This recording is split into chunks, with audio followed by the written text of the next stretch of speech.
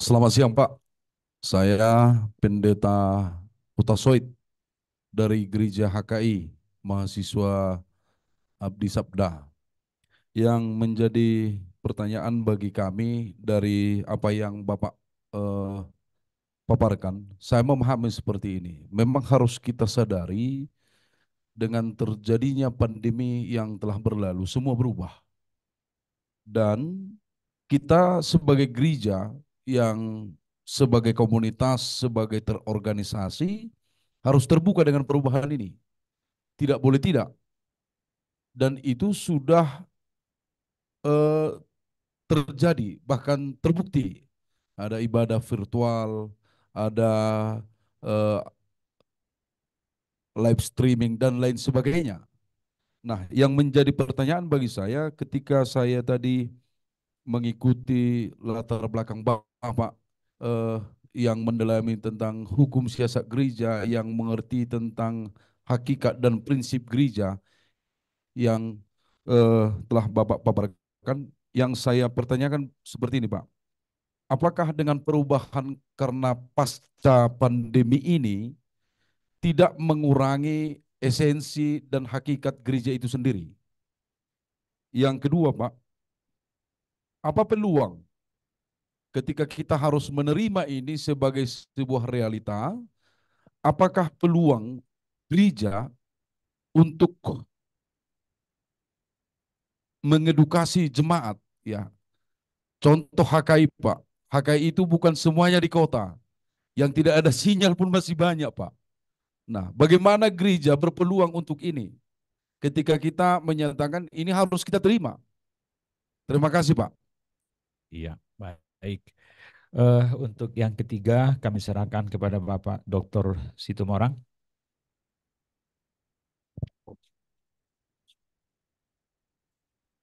Baik, Pak Lazarus yang kami hormati, kebetulan bidang saya perjanjian lama.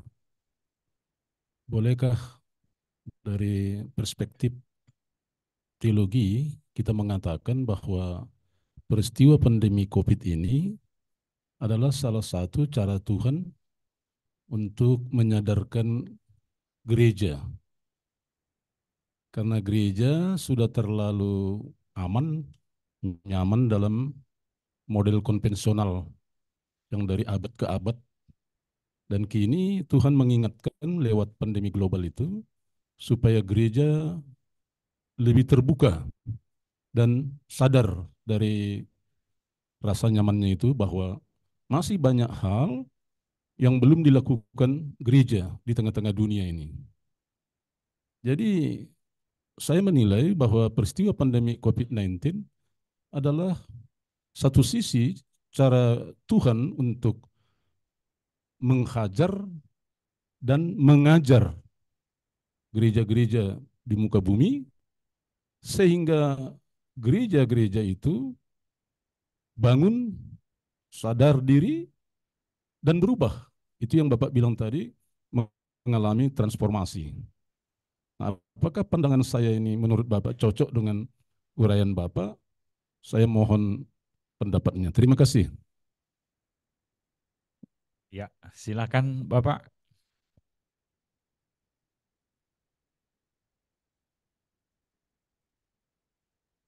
Ya, terima kasih, Saudara Andri.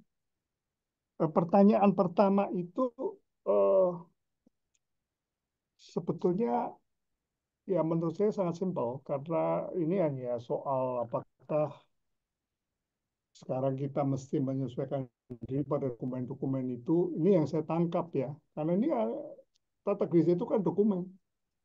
Jadi apakah dokumen itu mesti fisik dan lalu bagaimana kalau apa secara digitalnya gitu ya. Menurut saya itu eh, bahkan sebelum eh, masa pandemi dan pasca pandemi pun menurut saya itu tidak menjadi persoalan gitu ya. Jadi tapi saya tangkap bukan itu sebenarnya. Saya mau menghubungkan itu dengan pertanyaan Pak Hutasowit yang pertama justru. Ini yang lebih berkenaan dengan gereja itu sendiri. Kalau saya tangkap seperti itu ya. Jadi bukan apakah nanti dokumen itu antara yang fisik dan yang digital itu seperti apa, itu menurut saya kok bukan soal itu.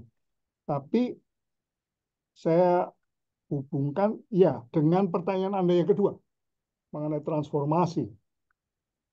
Ini justru menjadi hal yang yang sangat mendasar. Jadi begini, saya tidak akan memberikan jawaban. Jadi begini, saudara-saudara, justru kenapa saya mengusulkan supaya model praksis dari Kinas itu kita pakai. Yaitu supaya kita sendiri yang mencari begitu. Oh, tentu saja kalau itu diberikan kepada saya mempunyai refleksi-refleksi untuk itu. Tapi begini teman-teman, jadi ini kesempatan justru dalam perkuliahan ini dan selanjutnya pakailah kesempatan itu justru untuk mempertanyakan itu dan menemukan pada prinsip-prinsipnya. Ya, jadi saya katakan tidak ada jawaban final terhadap itu. Oh, ini saya tidak mengelak ya, saya tidak mengelak karena ini lebih baik dikembalikan lagi justru teman-teman pemimpin dari acara ini supaya justru ini menjadi inti ketika kita mencari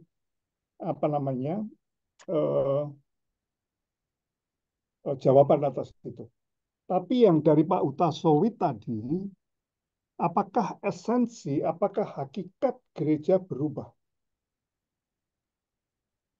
Kalau itu dimaknai sebagai yang bersumber dari Alkitab, yang kita gumuli dalam konteks kita,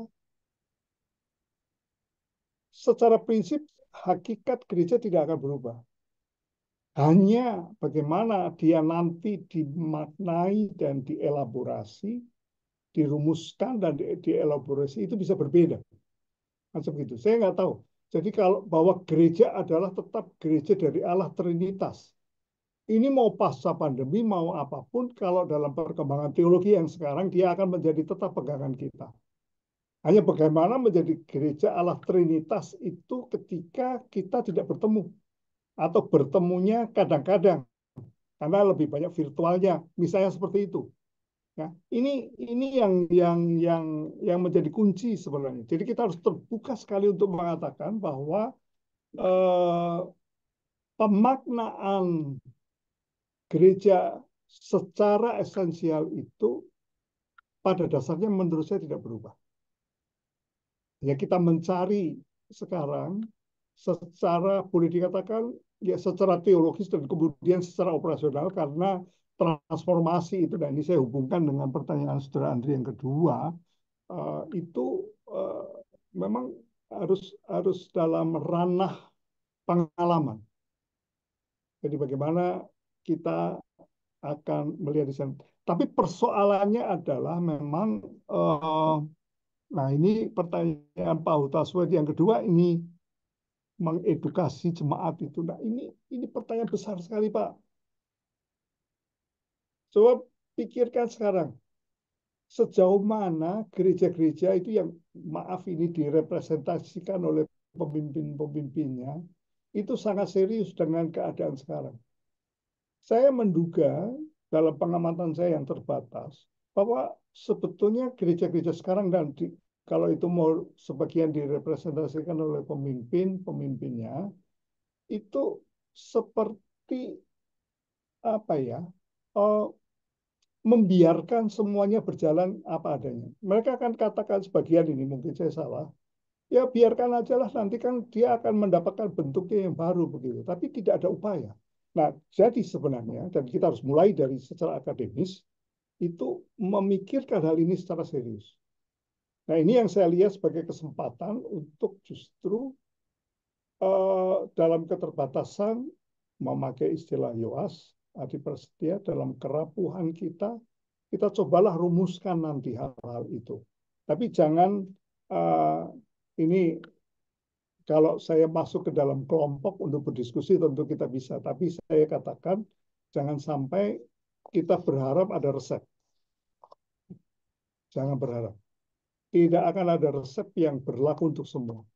Jadi kita sebetulnya akan bebas nantinya, tapi argumentatif gitu ya. Jadi itu pemikirannya.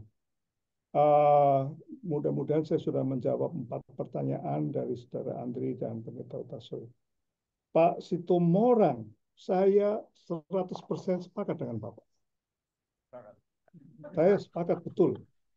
Karena ya dalam uh, pidato dari Yohanes Prasetya, sebetulnya dia juga mau mengatakan bahwa sepanjang sejarah dari gereja, bahkan dari zaman pasca perjanjian baru, maksudnya perjanjian baru sebagai sebuah era, itu gereja sebetulnya selalu bukan hanya mendapat tantangan dari misalnya persekusi dari pemerintah, tapi juga berhadapan dengan situasi pandemi. Saya juga baru belajar ini bahwa ternyata salah satu latar belakang sosial kemasyarakatan yang mempersiapkan gereja untuk direformasi oleh Luther, Calvin, dan yang lain itu adalah sebuah pandemi yang luar biasa. Nah, ini menurut saya dari segi iman saya sepakat dengan Bapak. Jadi dari segi iman memang kita mesti melihat bahwa ini cara Allah untuk mengingatkan kita, untuk menggoncang kita gitu, untuk melihat diri kita dalam situasi yang luar biasa karena kita dihantam, untuk mencari diri kita secara baru. Jadi saya sepakat betul Pak Contoh untuk itu. Meskipun jawabannya sekali lagi tidak semudah itu ya Pak ya. Jadi, tapi ini karena berteologi itu kan berawal dari beriman, kan begitu. Jadi bagaimana kita memandang ini, Bapak, kalau itu saya hubungkan juga dengan apa yang saya katakan tadi, karena jangan-jangan para pemimpin dan kita semua itu menganggap ini biasa-biasa saja. Ya udahlah, biarinlah, nanti juga dia akan kembali menemukan jalannya begitu. Menurut saya ini sebuah uh, bukan pertobatan ini. Pertobatan berarti dalam hal akademis kita melihat ini sebuah kesempatan untuk secara akademis kita mengembangkan hal itu demi nantinya memperlengkapi kita dan para pemimpin gereja juga untuk edukasinya nanti itu supaya gereja terus menjadi dirinya di masa yang baru ini, di new normal ini. Ya, oke. Itu saya tahu ini tidak memuaskan jawaban saya, tapi itu yang optimal bisa saya katakan sekarang. Ya, baik. Kita beri tepuk tangan dulu. Waduh, semangat ya. Mungkin masih ada yang ingin berbagi, sudah berteologi ini secara virtual, karena masih dalam pikirannya, belum dituangkan dengan kata-kata. Kita buka termin yang kedua. Satu. Ya. The second term. Siapa yang mau dulu mempertajam begitu ya. Bagaimana Allah sampai turun dari sorga, tidak lagi secara virtual lewat nabi-nabi, tapi sekarang hadir lalu datang pandemi COVID, wah berubah lagi. Ya, silakan Bapak Ibu Saudara-saudara, silakan. Ya, tolong namanya Mang. Fernando Manik. Ya, yang berikut silakan. Ya, dari Pak Ramli Harahap. Ya, silakan Amang Fernando Manik, silakan diperkenalkan untuk penyaji kita. Ya, terima kasih Pak. Saya Pendeta Fernando Manik pendeta dari GKPBD. Pertanyaan saya simpel, Pak. Pasca Boleh saya mendapat informasi GKPBD itu singkatan apa ya? ya, GKPBD adalah Gereja Kristen Protestan Pak Dairi, Pak. Oke. Iya, iya. Sekalian momentum ini memperkenalkan GKPBD, Pak. Iya. Belum digital. Iya, boleh. Oke. Saya kembali ke pertanyaan, Pak. Silakan, silakan. Iya, terima kasih, Pak. Iya, sekali lagi pertanyaan saya simpel, Pak. Pasca pandemi ada muncul eh, katakanlah akun-akun YouTube para para pendeta yang memberitakan firman melalui YouTube. Nah, yang menjadi pertanyaan saya, ada beberapa rekan-rekan pendeta yang saya kenal orientasinya bukan kepada firman yang mau disampaikan, tapi justru akses apa ya? Iya, subscribe dan Montenis. Jadi maksud saya, Pak, bagaimana hukum gereja memandang ini, Pak? Iya, terima kasih, Pak. Iya, baik. Apakah dihukum dan lain sebagainya? Ya, oke. Menarik sekali ini, Bapak. Penanya kedua, Bapak Dr. Ramli Harahap. Silakan, Bapak. Ya, terima kasih Pak Moderator dan Pak Dr. Lazarus. Saya Ramli Harahap. Ramli Harahap dari GKPA. Jadi GKPA itu Gereja Kristen Protestan Angkola. Ini juga baru ini. Baru terkenal. Nah, saya tertarik tadi dengan ucapan penyampaian Bapak soal penataan gereja dalam tata gereja gitu. Menata gereja dalam sebuah komunitas virtual, apakah itu harus kita rumuskan? Tadi Bapak memang tidak memberikan sebuah resep ya, tapi kan tentu dalam gereja-gereja yang sekarang membarui tata gerejanya, termasuk gereja saya sekarang sedang membarui tata gereja, konsepnya bagaimana kita merumuskan definisi virtual dalam tata gereja. Ini menantang sebenarnya karena jemaat sekarang sudah ada yang tadi live streaming, kemudian dia mendengar pengajaran dengan YouTube gitu. Apakah definisi-definisi atau terminologi komunitas seperti itu bisa dirumuskan dalam tata gereja? Sehingga misalnya nanti contoh jemaat adalah anggota SIDI atau anggota baptis, itu kan. Lalu kita koma, jemaat adalah orang yang hadir dalam virtual. Nah, itu kan kita, karena tidak jemaat GKPA itu yang menonton live streaming itu. Apakah kita bisa definisikan mereka yang menonton itu jemaat GKPA? Nah, kita definisikan dan koma jemaat virtual yang mengikuti live streaming. Nah, ini kan menjadi definisi baru. Sehingga terminologi jemaat virtual itu masuk di dalam tata gereja. Karena ada juga komunitas Facebookernya misalnya di apa namanya di fanpage-nya sudah ada 8.000 pengikut. Lalu di situ dia kan posting juga live streaming. Apakah 8.000 yang bukan anggota jemaat GKPA itu termasuk jemaat virtual GKPA? Nah itu, jadi kan jemaat kita secara fisik mungkin 30.000, tetapi secara virtual bisa 8.000, 100.000. Nah ini kan menjadi penghitungan statistik gereja sekarang kan sudah susah ini. Ada penghitungan yang apa namanya fisik, ada penghitungan yang non fisik atau virtual. Ini rumusan ini penting bagi kita dalam kita kaji sekarang karena kebetulan saya termasuk bagian dari penyusunan perubahan tata gereja ini. Sehingga nanti definisi jemaat, ada definisi jemaat virtual kan gitu. Ya, ini dari Pak Lazarus mohon pencerahannya Pak. Terima kasih. Sebelum boleh Pak, saya juga memberikan pendapat Pak. Apakah boleh kita katakan yang sudah mendaftar secara virtual dengan cara login dan memberikan persembahan secara QRIS, misalnya begitu Pak. Itu jemaat. Demikian Bapak, silakan Pak.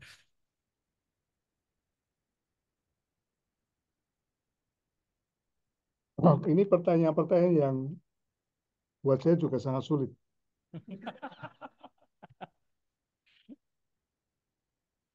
Tapi kita harus membedakan secara prinsip ini ya, secara prinsip.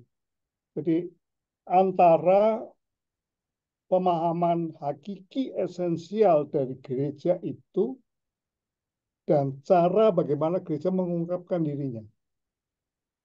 Jadi kalau menurut saya pandangan hakiki tentang gereja tidak berubah. Tidak berubah secara umum ya. Jadi artinya saya tidak yakin bahwa pandemi itu membuat gereja lalu misalnya rumusan yang mendasar tadi bahwa gereja adalah gereja dari Allah Trinitas. Saya yakin bahwa situasi apapun itu tidak akan mengubah pandangan dasar itu. Macam begitu. Nah, sekarang kita ditantang sebetulnya karena perubahan-perubahan yang ada itu, karena gereja sebagaimana yang dialami itu terdisrupsi oleh pandemi. Nah ini, jadi ada banyak hal yang kita kaget sebetulnya. Seperti pemberitaan firman melalui YouTube itu. Itu kan sesuatu yang pada zaman sekarang ini tidak bisa kita batasi gitu. Nah, jadi peganglah yang esensial kalau menurut saya. Ini patokannya. Peganglah yang tetap yang esensial, yang mendasar itu. Sehingga kalau begitu, kita akan bisa mendefinisikan diri kita tetap dengan kategori-kategori yang esensial gitu. Nah, dengan begitu misalnya ini ya, misalnya soal pemberitaan firman. Nah, pemberitaan firman itu kan terjadi dalam ibadat. Itu semua harusnya diatur dalam tata gereja kita. Tidak usah ragu-ragu kalau menurut saya. Tidak usah ragu-ragu. Nah, ini tergantung pada gereja kita masing-masing ya. Tapi maksud saya tadi bagaimana hukum gereja memandang ini. Hukum gereja itu kan sebenarnya prinsip teologis untuk itu. Jadi kita akan yang saya sajikan tadi sebetulnya misalnya soal ibadat, soal pemberitaan firman itu adalah konsep teologisnya. Itu harus menjadi dasar untuk membuat aturan gitu. Nah, jadi konkretnya tidak usah ragu-ragu untuk merumuskan peraturan gereja, penataan gereja. Tidak bisa tidak. Kalau gereja tidak ditata dalam bentuk yang, nah ini tadi Saudara Andri ya, dalam bentuk yang apapun juga, apakah itu nanti dalam bentuk buku atau kemudian sekaligus dengan digital, itu tidak menjadi penting. Tapi jadikan peraturan itu sebuah keharusan untuk kita lakukan gitu. Itu satu. Nah, jadi jangan sampai karena bahwa sekarang ini gereja itu menjadi sekaligus aktual dan virtual, lalu nggak usah ada peraturan gitu ya. Menurut saya tidak. Nah, lalu peganglah hal-hal yang prinsip di sana. Nah, jadi kayak apapun saya yakin bahwa gereja itu akan tetap mempunyai batas-batas. Tidak mungkin tidak. Hanya bagaimana kita melihat batas-batas itu dan bagaimana kita memaknai dan kemudian mengelaborasinya itu soal lain. Nah, saya masih yakin bahwa batas-batas secara dalam arti tertentu, secara pakem tadi itu tetap menurut saya. Nah, jadi lalu bagaimana kalau kita berhadapan dengan akun-akun YouTube? Ya tidak usah mengganggu kita. Tidak usah mengganggu gereja karena kecuali kalau malahan begini. Jadi harusnya menjadi positif. Jadi saya nggak tahu juga kalau saya sebut mengenai GKI ini tidak normatif ya. Tapi dalam pengalaman GKI sekarang justru GKI itu mempunyai sebuah lembaga badan pelayanan sinodal yang bekerja di justru memanfaatkan dunia digital. Ya, itu YKB, Yayasan Komunikasi Bersama. Ini sebetulnya ya saya sudah lama banget nih. Nah, ini justru memakai media virtual digital itu untuk pemberitaannya GKI gitu. Nah, kalau ada yang lain seperti apa? Kita tidak bisa. Sekarang zaman ini, zaman zaman digital, visual digital ini kita tidak bisa membuat batasan-batasan untuk kegiatan yang digital sifatnya. Tidak mungkin bisa. Jangan berpikir bahwa gereja bisa membatasi itu. Gereja justru harus mendefinisikan dirinya di tengah itu. Lalu melihat itu sebagai peluang gitu malahan. Nah, itu secara terbatas GKI sudah melakukan itu. Jadi sekarang ini malahan sangat saya berterima kasih pada rekan saya Pendeta Adrianus La Rosa yang sangat serius dalam menggarap hal ini. Ya, itu misalnya. Jadi bagaimana peraturan mengatur itu? Kita tidak usah mengatur hal YouTube. Bagaimana kita mau mengatur YouTube? Kita mengatur apa yang disebut sebagai ibadah. Dan bagaimana ibadat itu diungkapkan dalam liturgi. Lalu liturginya semacam apa? Menurut saya gagasan-gagasan atau prinsip-prinsip dasar itu tidak akan hilang. Hanya tantangan zaman bisa membuat kita menjadi lebih arif lagi dalam. Nah, ini ada hubungan dengan apa yang dikatakan Pendeta Ramli tadi soal apakah aspek virtual itu atau bagaimana aspek virtual itu sekarang mempengaruhi kita. Ya, menurut saya dia akan berpengaruh. Tidak mau dia akan berpengaruh. Tetapi jangan kehilangan yang esensial. Jadi jangan lalu kita seolah-olah kalau tidak mendefinisikannya secara virtual, lalu seolah-olah kita kehilangan hakikat kita sebagai gereja. Jangan sampai ke sana. Tapi kalau itu bisa ikut menentukan, misalnya begini, definisi yang paling dasar mengenai gereja sebagai komunitas itu kan ada di jemaat. Ya. Jadi kalau definisi dasar itu kan sifatnya esensial dia. Nanti pada bagian yang lain yang mengatur ibadat baru bisa dikatakan soal bagaimana cara mengungkapkan diri itu.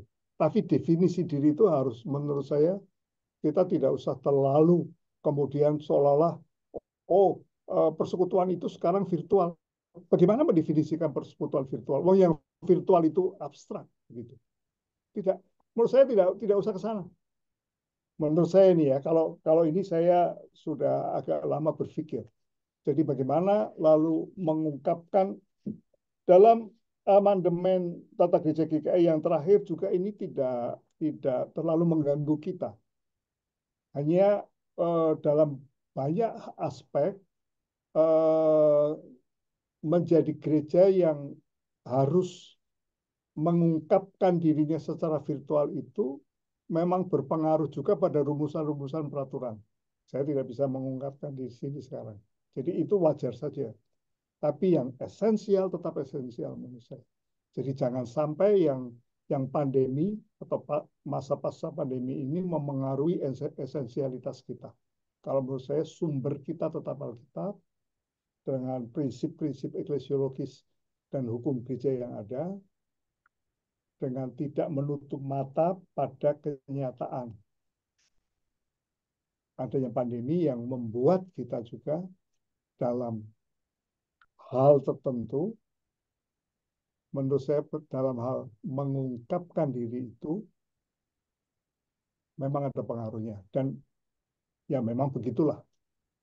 Saya rasa ini juga upaya saya untuk menjawab Pak Tony tadi, karena memang virtual itu ya ini harus didalami nanti ya. Saya juga sebenarnya mempunyai keterbatasan di situ.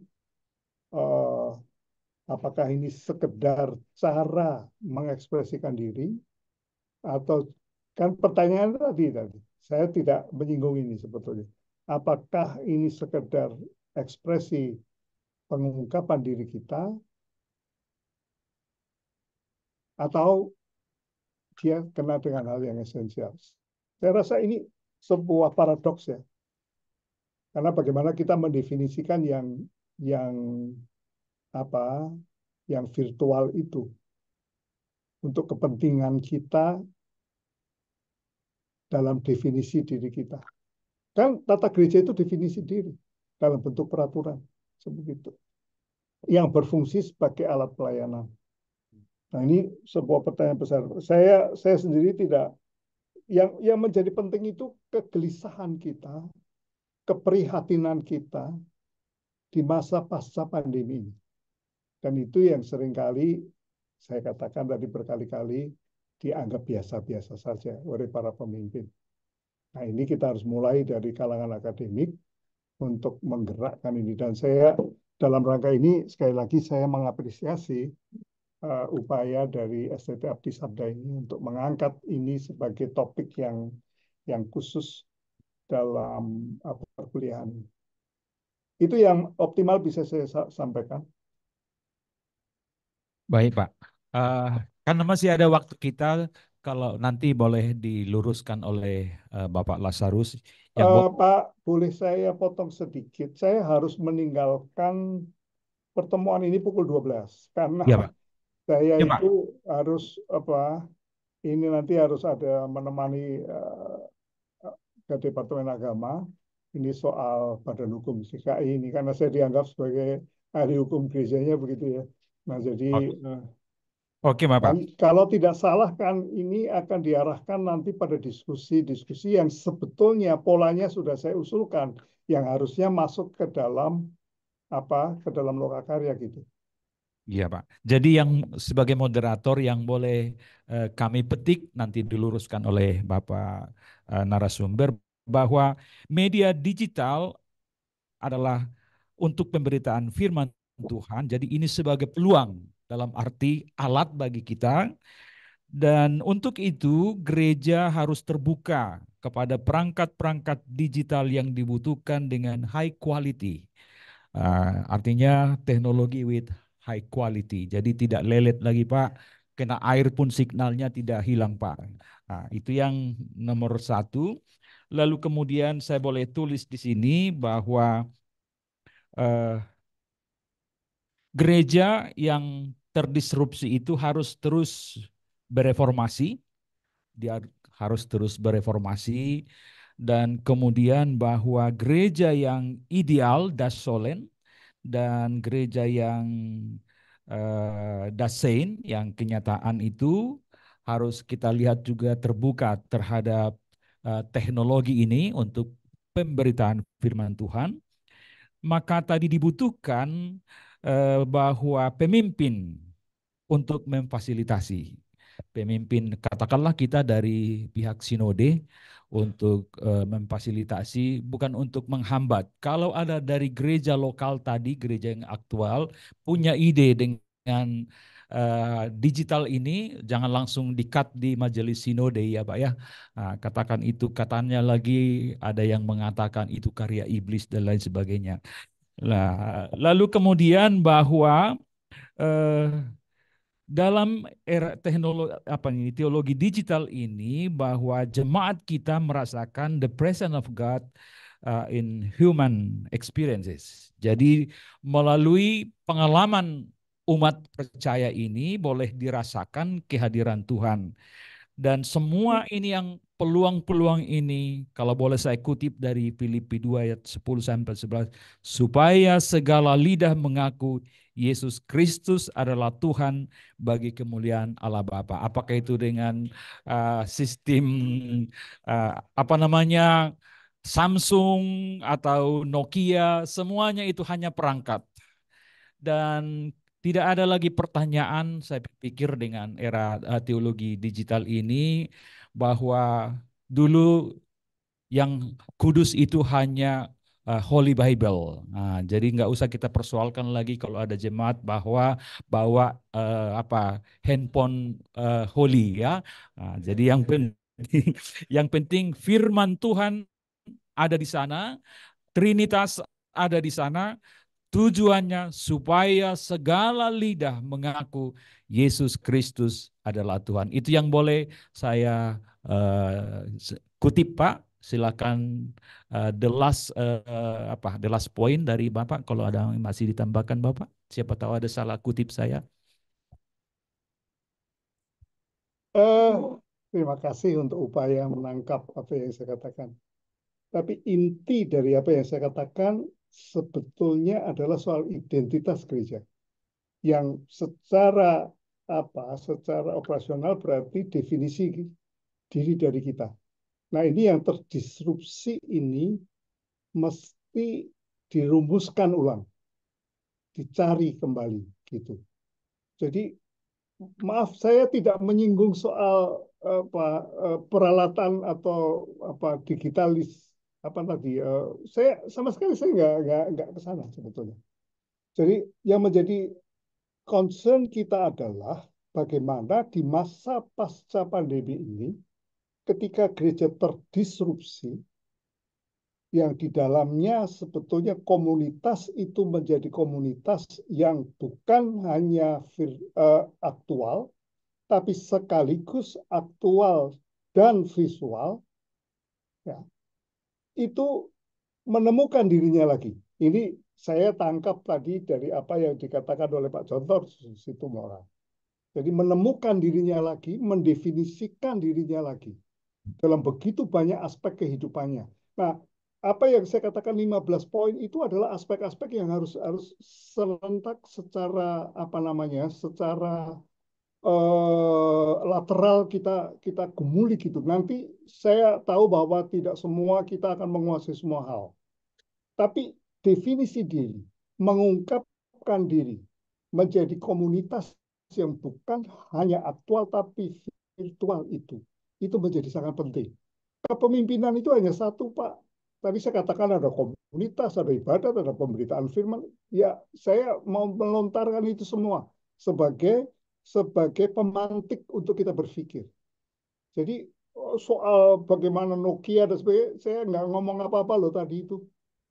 Jadi saya berharap ini kita tangkap sekarang. Nah, jadi dari situ kemudian ya cobalah sebagai open sesuatu yang terbuka begitu ya untuk kita cari bersama begitu. Nah, karena itu sebetulnya kalau ada kesempatan untuk untuk uh, berlokakarya, saya nggak tahu nanti seperti apa selanjutnya. Memang saya mau supaya ada dua hal, tantangan dan peluang. Kalau tantangan itu ungkapkan dalam bentuk pertanyaan. Kalau peluang dalam bentuk kalimat berita. Ini begini, macam begitu. Nah, ini cara kita berteologi begitu. Ya, maaf ini Pak Tony, itu yang mau saya katakan. Jadi Iya. Oke. jadi temukanlah diri kita dalam definisi diri yang apa yang menjadi gereja yang terdisrupsi itu tanpa ragu-ragu, macam gitu. Tapi juga dengan kerendahan hati karena kita rapuh, karena kita terbatas. Coba kita cari semua, macam begitu. Ya. Ya, kita beri tepuk tangan yang luar biasa dulu untuk Bapak Lazarus. Terima kasih banyak Bapak mau berbagi ilmu dan memberikan kami semangat, memberikan tantangan bagi kami untuk mencari peluang-peluang dalam era teknologi digital sekarang, supaya kami terus terbangun dan mencari peluang dan berteologi di sana dengan dasar-dasar yang sudah Bapak sampaikan. Luar biasa Pak, luar biasa menggugah kami. Tuhan memberkati, semoga di lain waktu Pak Lazarus juga tetap memotivasi kami. Demikian yang boleh saya sampaikan, saya kembalikan kepada pimpinan. Jangan dulu Pak, tangan dulu Pak. Ya, kami dari tim KAT lokal mengatakan terima kasih kepada Bapak Moderator yang sudah membantu kita. Terima kasih kepada Bapak narasumber, Bapak Dr. Lazarus Purwanto yang sudah memantik atau memancing sebetulnya hasrat dalam berteologi digital ini. Apalagi terkait dengan penataan gereja atau identitas gereja. Oleh karenanya, kami sebagai tim mengucapkan terima kasih banyak Pak untuk ilmu yang Bapak bagikan kepada kami mahasiswa pasca sarjana Abdi Sabda, dan juga seluruh dosen yang hadir saat ini. Oleh karenanya, karena juga jam 12 sudah pas juga ini, kami juga mohon maaf apabila ada perkataan yang tidak mengenakan hati Bapak selama kita berdiskusi. Oleh karena itu, bagaimana Pak? Oke, untuk menutup sesi pertama ini, kami akan memimpin dalam doa yang dipimpin oleh Ibu Pendeta Demosari Ninggolan.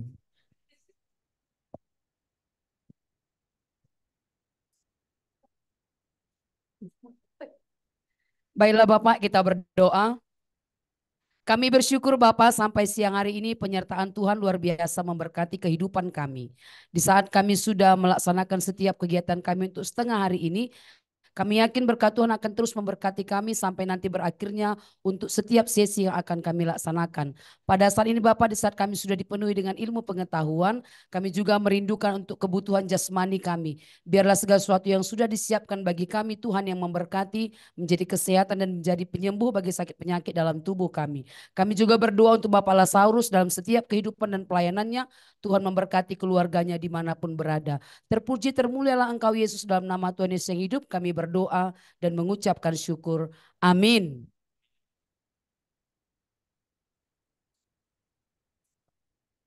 Yes. Oke, saya pamit. Ya, pamit Pak. Thank you Pak. Sama-sama.